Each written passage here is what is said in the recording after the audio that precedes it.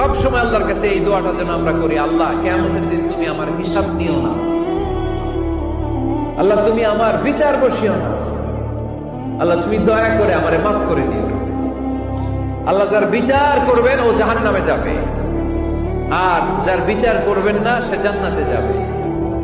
আল্লাহ যদি বিচার করে আর পাই টু পাই হিসাব নেয়, নামাজ পড়লি না কেন, রোজা রাখলি না কেন, মিথ্যা বললি কেন, খাদ্যে ভেজাল দিলি কেন, মাছে ফরমালিন দিলি কেন, যৌতুক খাইলি কেন, ঘুষ খাইলি কেন, উল্টাপাল্টা করলি কেন, জিনা করলি কেন, একটার পর একটা প্রশ্ন বানে যদি সেই ভয়ঙ্কর দিনে আল্লাহ আমাদেরকে জর্জরিত করে, আমাদের কোন উত্তর আছে?